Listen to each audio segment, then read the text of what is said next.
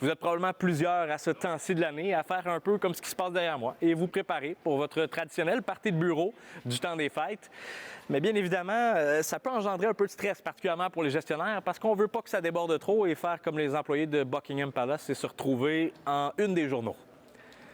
Mais évidemment, ça a beaucoup évolué, les parties de Noël dans les dernières années, particulièrement en ce qui a trait à la consommation d'alcool. La base est la même. Les gens sont là pour avoir du fun. Il y a des gens qui sont là juste pour les cadeaux puis pour le souper. Ça n'a pas changé, c'est la même chose. Mais une chose qui a changé, c'est vraiment la relation avec l'alcool.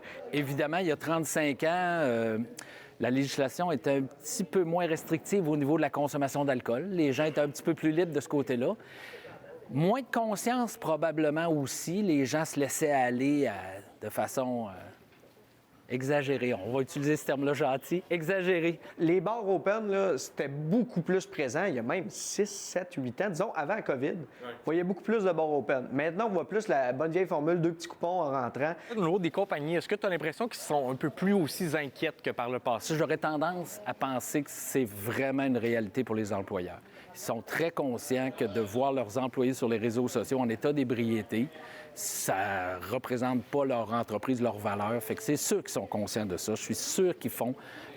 Plusieurs doivent passer des messages auprès de leurs employeurs, dire hey, on vous offre le party de Noël, mais soyez conscients que vous êtes dans l'œil du public. Là. On sait maintenant qu'un party de Noël, qu'il soit pendant ou à l'extérieur des heures de bureau ou sur les lieux de travail, c'est une activité qui est reliée en tant que telle au travail. C'est une activité donc qui fait l'objet de diverses lois et donc que l'employeur doit s'assurer de protéger la santé et la sécurité des gens qui sont ses employés qui y assistent, mais aussi de la dignité de ceux-ci qui sont présents. Il y a aussi au niveau du raccompagnement. Ça, vraiment, c'est presque universel, honnêtement. Là. Des employeurs qui appellent des tolérances zéro de ce monde, des nez rouges et tout ça, qui disent « Viens me parquer 3 chars en avant, je vais payer, envoie-moi la facture à la fin de la soirée. Mes employés n'ont pas à payer ça, je vais être sûr qu'ils retournent chez eux sains et saufs avec leur voiture. » Les gens vont tenter de prévoir davantage leurs déplacements, que ce soit en ciblant un conducteur désigné, en mettant en place différentes actions de sensibilisation en amont d'un party d'employés, par exemple. Un employeur pourrait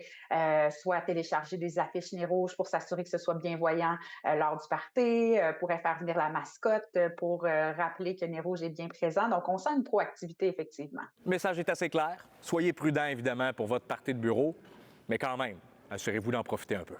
À Québec, Félix-Antoine Audet pour Nouveau Info.